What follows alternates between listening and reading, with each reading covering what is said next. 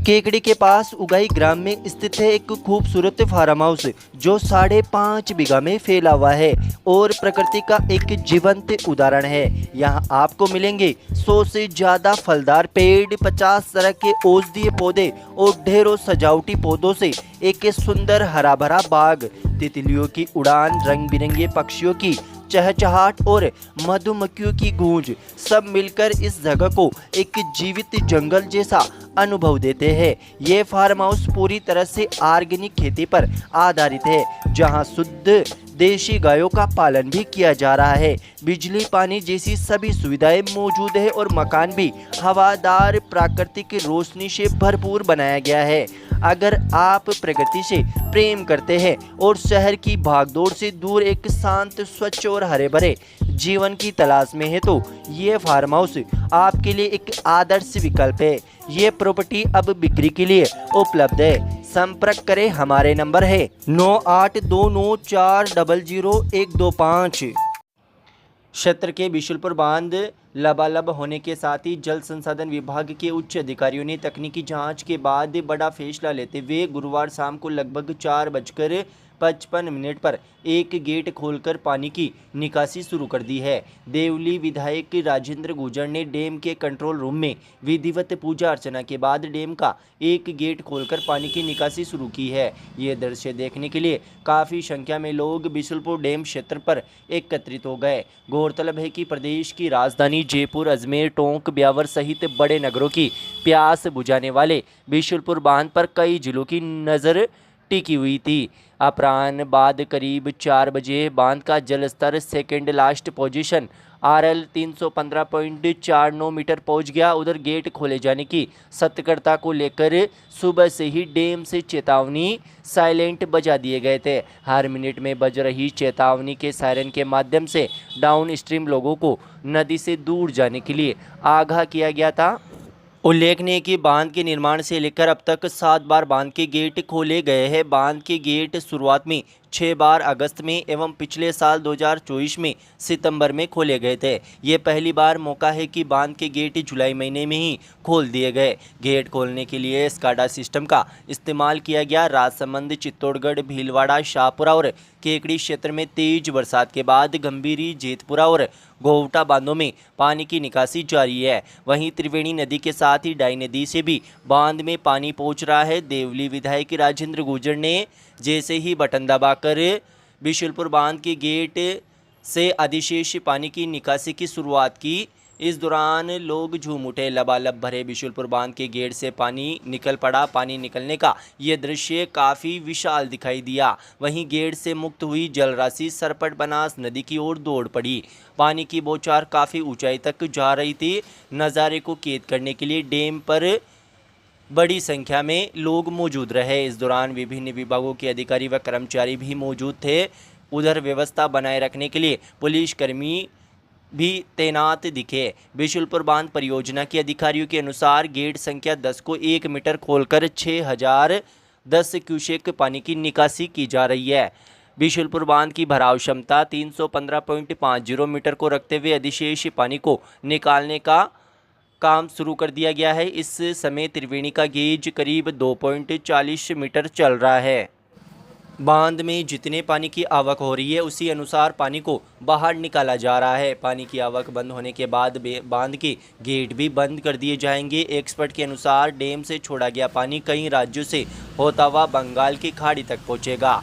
गौरतलब है कि बिशुलपुर बांध का पूरा निर्माण वर्ष 1999 में हुआ था, जिसके बाद ये बांध पहली बार वर्ष 2004 में भरा। वहीं इसके 2 वर्ष बाद 2006 एवं 2014, 2016, 2019, 2022 व अंतिम 2024 में बांध पूर्ण भराव क्षमता पर पहुंचा था। इन वर्षों में बांध की गेट खोलकर अधिशेष पानी की निकासी की गई थी। उल्लेखनीय है कि कई जिलों से बिशुलपुर बांध में पानी की आवक होती है। इनमें मुख्यतः भीलवाड़ा, चित्तौड़ है। इसके अलावा अजमेर, प्रतापगढ़, टोंक भी इनमें शामिल है। बिशुलपुर बांध में कुल 18 गेट है, जिनकी साइज 15 गुणा 14 मीटर है। एक गेट को 1 मीटर खोलने पर 1 घंटे में 2 से 2.5 हजार क्यूबिक पानी बाहर निकलता है। एक गेट से 14 मीटर तक खोला जा सकता है। बिशुलपुर में supervisory control and data exhibition system SCADA hydro mechanical system use होता है। ये 2020 में लगाया गया था। ये एक मैकेनिकल और इलेक्ट्रिकल ऑपरेट होता है। इसे कंप्यूटर से कमांड देते हैं। इसे कमांड देते ही सेंसर के जरिए मोटर को सिग्नल मिलता है, जिसके बाद मोटर की पावर ऑन होती है। दी गई कमांड के अनुसार गेट खुल जाते हैं। बिशुलपुर बांध के गेट खोलने के लिए मैनुअल काम होता था, लेकिन 2020 में स्काडा सिस्टम लगने से सब कुछ ऑटोमेटिक हो गया। पूर्व में गेट खोलने के लिए मशीनों में स्टाफ को हर बार डाटा फीड करना पड़ता था, लेकिन अब एक बार डाटा फीड करने के बाद सब डाटा ऑटोमेटिक जनरेट होता है। ऐसे में मेन पावर की ज़्यादा ज़रूरत नहीं पड़ती। बांध के कौन से गेट को कितनी देर खोला, कितना खोला और कितना पानी की निकासी की गई, यह सब कंप्यूटर के जरिए फीड किया जाता है। ये सिस्टम में पहले फीड कर रखा है। बिशुलपुर डैम से पानी छोड़ने के दौरान पूरी प्रोसेस पर सीनियर अधिकारी नज़र रखे हुए हैं और बहाव क्षेत्र में भी निगरानी की जाती है। बिशुलपुर बांध की नहरी तंत्र का निर्माण साल 2004 में हुआ था। टोंक जिले में सिंचाई के लिए बांध की दाई और बाई दो मुख्य नहरें हैं। दाई नहर की कुल लंबाई 51 किलोमीटर और बाई नहर की लंबाई 18.65 किलोमीटर है, जिनसे जिले की 81,800 हेक्टेयर भूमि सिंचित होती है। दाई मुख्य नहर से 69,393 हेक्टेयर और बाई नहर से 12,407 हेक्टेयर भूमि को सिंचाई की जाती है। इसके लिए गांव में माइनर और धोरों की नहरों का जाल 750 किलोमीटर की लंबाई में फैला हुआ है। बांध से अब तक 2004, 2005, 2006, 2007, 2011, 2017, 2019, 2022, 2023 व 2024 में सिंचाई के लिए पानी छोड़ा जा चुका है। बता दें कि बिशुलपुर बांध के निर्माण के लिए 68 गांवों को खाली करवाया गया था। बिशुलपुर बांध के गेट खोलने के दौरान टोंक जिला कलेक्टर कल्पना अग्रवाल, पुलिस अधीक्षक राजेश कुमार मीणा, जिला प्रमुख सरोज बंसल, देवली उपखंड अधिकारी रूबी अंसार, डीएसपी राम सिंह, थाना प्रभारी दौलतराम गुर्जर सहित परियोजना के अभियंता एवं भाजपा जिलाध्यक्ष चंद्रवीर सिंह चौहान, भाजपा नेता नरेश बंसल, प्रधान देवली बनवारी, भाजपा जिला उपाध्यक्ष राजेंद्र सिंह राणावत आदि मौजूद थे।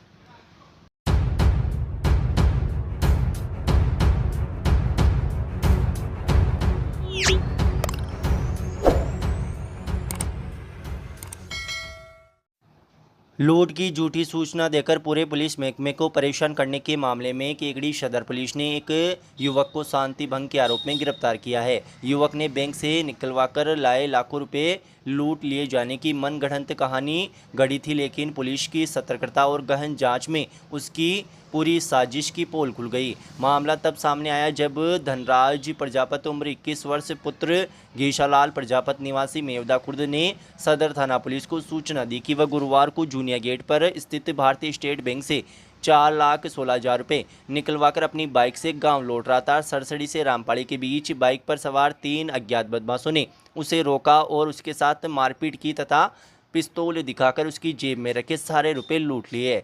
मामले की गंभीरता को देखने के बाद पुलिस ने तत्काल हरकत करते हुए पुलिस अधीक्षक के अजमेर के निर्देश पर पूरे जिले में तुरंत नाकाबंदी करवा दी और हर संदिग्ध वाहन की तलाशी ली जाने लगी। जिला का पूरा पुलिस महकमा लुटेरे की तलाश में जुट गया। घटनास्थल का जायजा लेते समय ही पुलिस को धनराज के हाव भाव और उसकी कहानी में कुछ झोल नजर आने लगा। थानाधिकारी नाहर सिंह मीणा ने बताया कि पूछताछ के दौरान पुलिस को उस पर शक हुआ, लेकिन तुरंत कोई ठोस सबूत नहीं मिला। पुलिस ने बैंक जाकर पड़ताल की तो हकीकत सामने आई। बैंक के अधिकारियो65 ने बताया कि धनराज ने बैंक से किसी प्रकार की राशि निकाली ही नहीं थी। उसके खाते का स्टेटमेंट चेक करने पर पता चला कि उसके खाते में मात्र 165 रुपये शेष थे, जबकि अधिकांश राशि पहले ही अलग अलग ट्रांजैक्शन के जरिए निकाली जा चुकी थी। पुलिस ने जब धनराज से कड़ाई से पूछताछ की तो उसने आखिरकार लूट की घटना से इनकार कर दिया। धनराज ने बताया कि वह मोबाइल पर ऑनलाइन गेम खेलने का आदी है। उसके पिता ने उसकी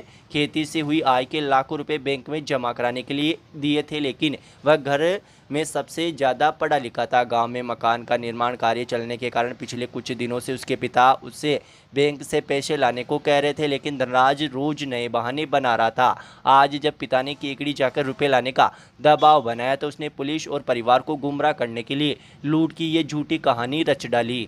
सदर थाना पुलिस ने झूठी सूचना देकर पुलिस का समय बर्बाद करने और गुमराह करने के आरोप में धनराज प्रजापत को शांति भंग के आरोप में गिरफ्तार कर लिया। पुलिस अधीक्षक वंदिता राणा के निर्देशन एवं अतिरिक्त पुलिस अधीक्षक शिवराज मल मीणा व पुलिस उप अधीक्षक हर्षित शर्मा के सुपरविजन में लूट की झूठी कहानी का खुलासा करने वाली टीम में थानाधिकारी Nahar Singh Meena, head constable Sampat Raj, head constable Rajesh Kumar, constable Ranglal, Lalaram, Hitesh Kumar, Kanhaiya, Vijay Singh, Kedar Singh व केदार दिनेश कुमार आदि शामिल है।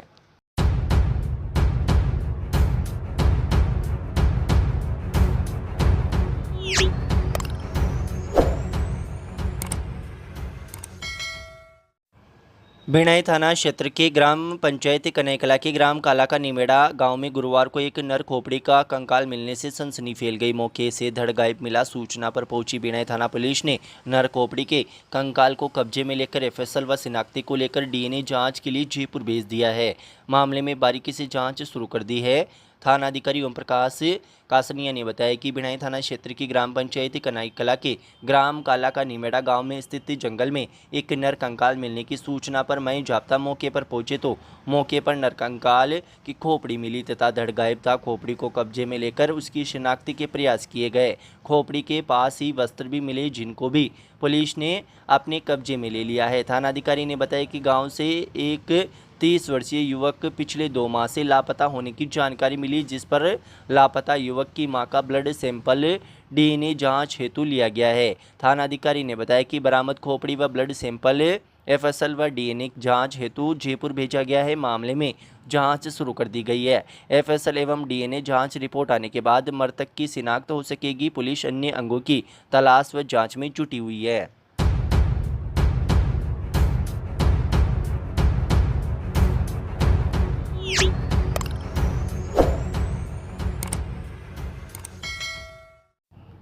करीब 1.25 साल पहले युवक के साथ की गई ऑनलाइन ठगी के मामले में पुलिस ने साइबर ठगों से राशि रिकवर कर पीड़ित के खाते में डिपॉजिट करवा दी है। राशि वापस डिपॉजिट होने पर पीड़ित ने खुशी का इजहार किया। प्रकरण के अनुसार गत 10 अप्रैल 2024 को अज्ञात ठग ने साइबर फ्रॉड के जरिए बघेरा निवासी सीताराम माली पुत्र देवीलाल माली के खाते से 50,136 रुपये पार कर लिए। टोल फ्री नंबर 1930 पर शिकायत प्राप्त होने के बाद पुलिस की साइबर सेल ने फ्रॉड के खाते को डेबिट फ्रीज करवाया। लगातार 1.25 साल तक प्रयास करने के बाद राशि वापस रिकवर हो गई। जिला पुलिस अधीक्षक वंदिता राणा के निर्देशन एवं अतिरिक्त पुलिस अधीक्षक शिवराज मल्ल मीणा व पुलिस उप अधीक्षक हर्षित शर्मा के सुपरविजन में राशि रिकवर करने वाली टीम में थानाधिकारी कुसुमलता मीणा व कांस्टेबल नीरज सिंह शामिल है। ऑनलाइन पेमेंट के लिए डिजिटल गेटवे का इस्तेमाल बेहद सावधानी से किया जाना चाहिए।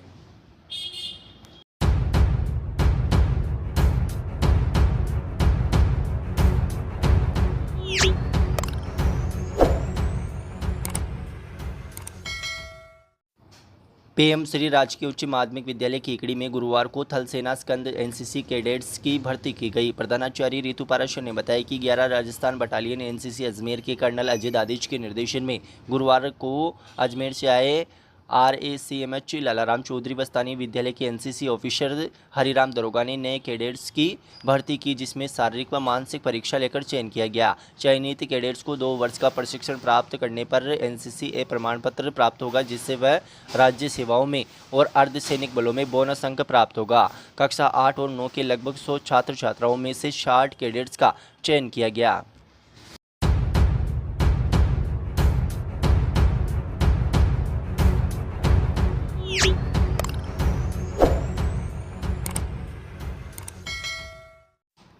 सांवर थाना पुलिस ने स्थायी वारंटियों व थाना स्तर पर टॉप 10 चिन्हित अपराधियों की धरपकड़ के लिए चलाए जा रहे विशेष अभियान के तहत 6 माह से फरार चल रहे एक स्थायी वारंटी को गिरफ्तार किया है। थानाधिकारी बनवारी लाल मीणा ने बताया कि बादशाह थाना सावर निवासी प्रेम शंकर मीणा पुत्र मांगीलाल 2013 के प्रकरण में वांछित चल रहा था तथा थाना स्तर पर टॉप 10 अपराधियों की सूची में भी चिन्हित था।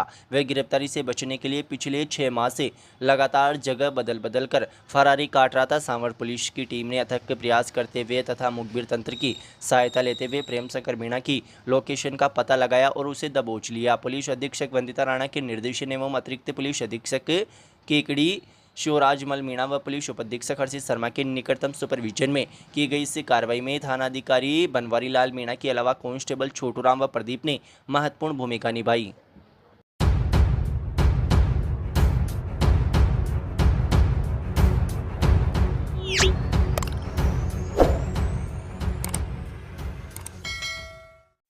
क्षेत्र में निकाली जा रही कांवड़ यात्रा के दौरान कांवड़ियों की सुरक्षा सुनिश्चित करने तथा हाल के दिनों में हुई तेज वर्षा के बाद जलभराव और क्षतिग्रस्त सड़कों के से हो रही दुर्घटनाओं को रोकने के लिए गुरुवार को सीएलजी सदस्यों की बैठक आयोजित की गई। बैठक की अध्यक्षता उपखंड अधिकारी सुभाष चंद हेमानी ने की। इस मौके पर बैठक में पुलिस उपाधीक्षक हर्षित शर्मा, केकड़ी शेटी थाना अधिकारी कुसुमलता मीणा व अन्य अधिकारी मौजूद रहे।